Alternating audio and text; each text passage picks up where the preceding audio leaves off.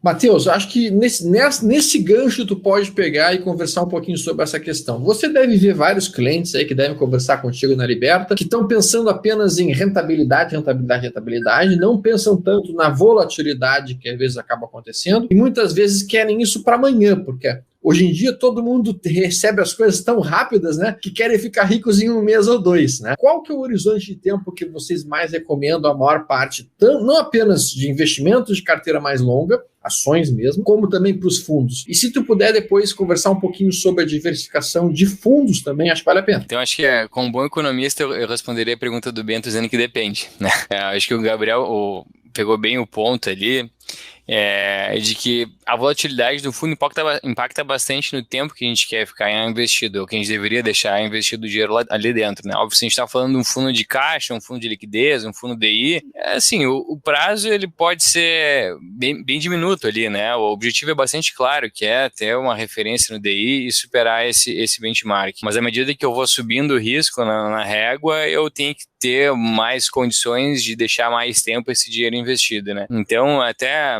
saiu um estudo bastante interessante esses tempos da Giant, né, que é uma gestora quantitativa, um perfil bem diferente do que a Raoni toca no IP, mostrando alguns fundos multimercados ali de um cluster, dizendo qual a probabilidade de um cliente entrar, ficar menos de 2 anos e ter seu desempenho acima do CDI, né? Mesmo pegando os top fundos ali que eles selecionaram. E a probabilidade não era muito alta, né? Por mais que a gente pegue já bons fundos comprovadamente aí de mercado, aí, enfim, não quero aqui fazer muitas propagandas de gestores, mas o fato então assim, a gente tem que trabalhar com o juro composto, né? E a gente pega no Brasil aqui diversos cenários muito distintos em períodos muito curtos de tempo, né? Então, se a gente não está disposto a ter um período prolongado de investimento, a gente vai ter que trabalhar necessariamente com risco mais baixo. E aí, independente se a gente está fazendo uma escolha própria de ações, eu estou comprando Magazine Luiza, eu estou comprando Petrobras e vou botar um stop curto,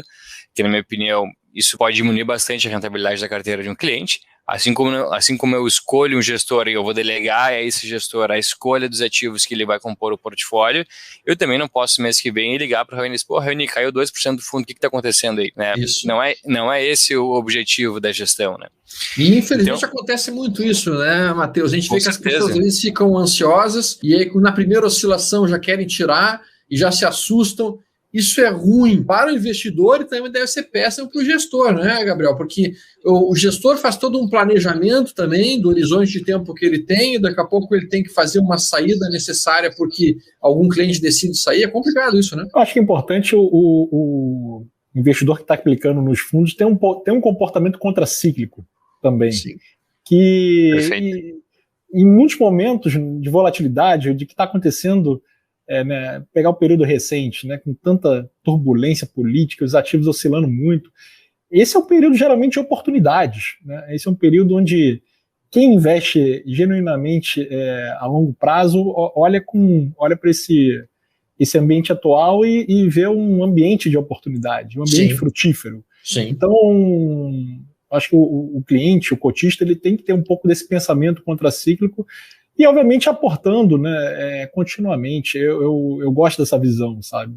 Da pessoa ter uma renda, alocar um percentual para o seu patrimônio, para o seu crescimento de patrimônio a longo prazo, e você alocando de tempos em tempos. É que você vai, né, você vai suavizando também, né? Mas olha ali, nisso que você falou, Raoni, tá? Tem uma pergunta bem boa ali da Tamara. É melhor engordar um fundo ou diversificar? Essa pergunta dela é muito boa porque vai bem em linha ao que você está mencionando, né? É melhor a pessoa ir aplicando um pouquinho todos os meses no mesmo fundo, ou é melhor ela eventualmente ir montando uma pequena carteirazinha de fundos que aplica um pouco nesse, um pouco naquele outro? Qual que é a sua opinião sobre isso, Raoni? Eu queria ouvir também a opinião do Matheus. Eu acho que no momento T0, inicialmente eu montaria a carteira e depois iria suavizando, assim, né? Sim. Eu faria um negócio mais ou menos no meio do caminho, sei lá, se eu tivesse 100 para alocar, eu alocaria 50 em T0 e depois alocando os outros 50 restantes de forma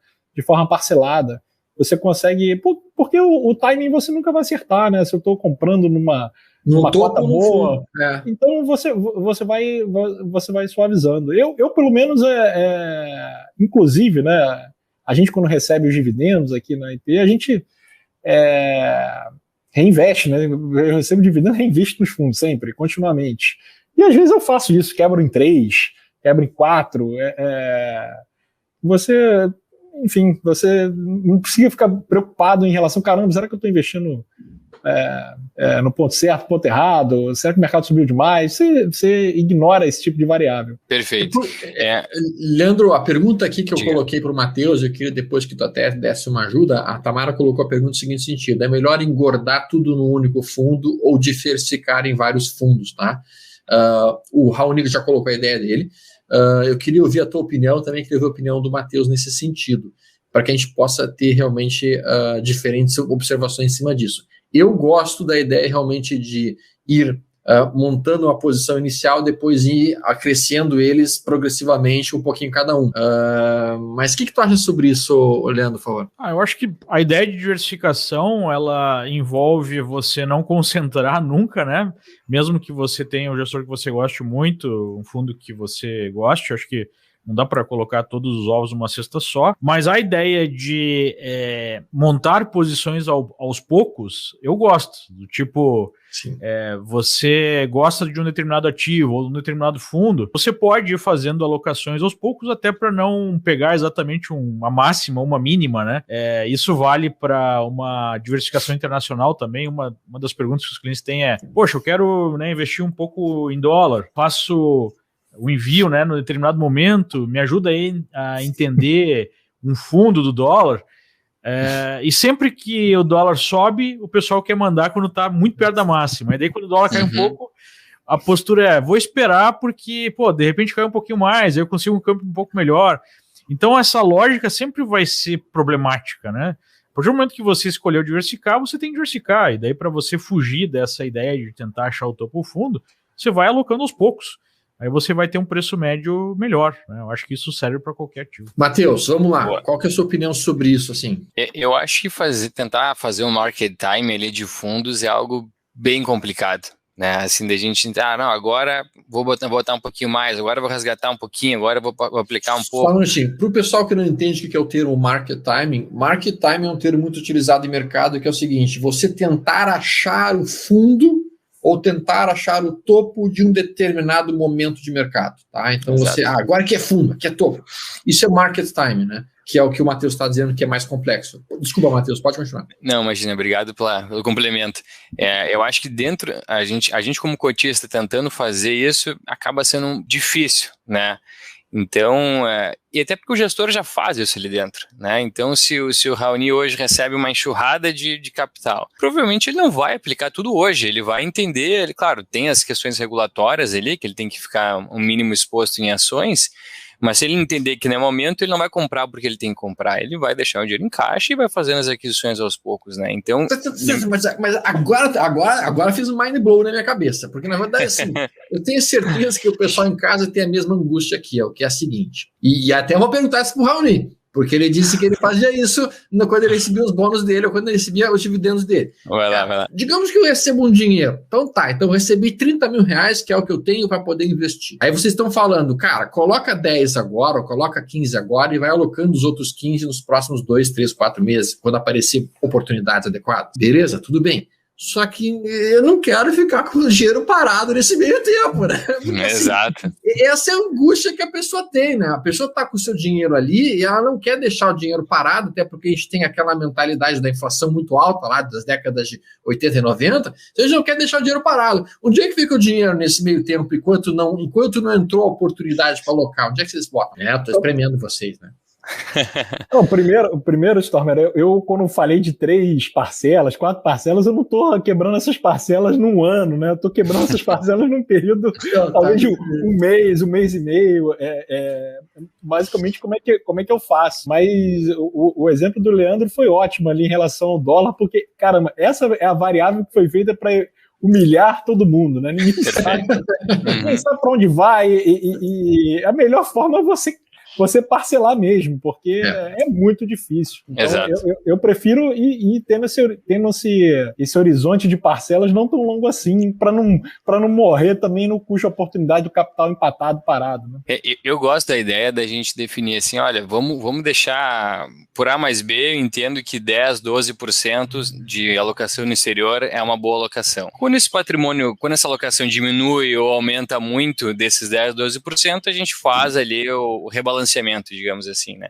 Mas eu entendo que a gente como cotista de um fundo, né, que não está escolhendo as ações direto, né, eu entendo, poxa, eu sei como a Raoni pensa, eu leio as cartas mensais que eles publicam, periódicas que eles publicam, né, sei qual é a filosofia de investimento, eu estou confortável em delegar o meu capital para o Raoni fazer a gestão. Estou usando, né, o Raoni, obviamente, como exemplo, para falar com a gente. Então, assim, eu estou confortável em ter uma exposição, como o Raoni falou, de 15% do meu portfólio com o Raoni fazendo a gestão, 20% do meu portfólio. Então, eu vou fazer muito mais esse controle da minha exposição em bolsa, ou eventualmente somando o Raoni com uma estratégia complementar a dele. Ele parece pelo que nos colocou aqui, um gestor bem fundamentalista, e existem gestores que têm uma abordagem diferente dentro da renda variável, né? Então, eventualmente, posso colocar dois gestores complementares e ali eu vou balanceando um pouco entre os dois, mas o meu trabalho como cotista é de entender a cabeça do gestor, entender como eles pensam em diferentes cenários e eu fico na monitoria deles, entendendo se eu aporto mais num ou outro em determinado momento. Mas buscar fazer pequenos ajustes. Agora o Raoni subiu 10%, eu vou lá resgato um pouquinho da minha posição. Não, agora ele ganha um pouquinho, eu vou botar um pouquinho mais. Eu acho que isso a gente desperdiça muito dinheiro, principalmente em função do imposto que a gente vai pagar para fazer esses resgates. Então, como cotista e como recomendando portfólios aqui para os nossos clientes, eu busco para eles mostrar como um gestor trabalha, quais estratégias são complementares na formação de um portfólio, definir uma participação ideal para cada uma das classes de ativo, X% em renda variável, X% em multimercados macro, em multimercados sistemáticos, em multimercados de long and short, por exemplo, uma parte de alocação no exterior.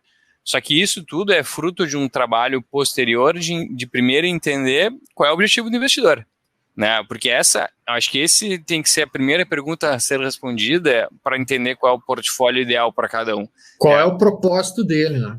Qual é o propósito desse recurso, né? Pô, se eu vou usar o recurso inteiro em 1 ano, poxa, eventualmente, como o Raoni falou, que ele olha ações em 5 anos, se eu vou olhar, eu preciso do meu recurso em 1 ano, eventualmente bolsa não é o melhor movimento para mim. Exato. Então, acho que entender desses pontos que daí é de caráter pessoal de cada um dos investidores, eles são a premissa básica para a gente identificar o portfólio ideal, né?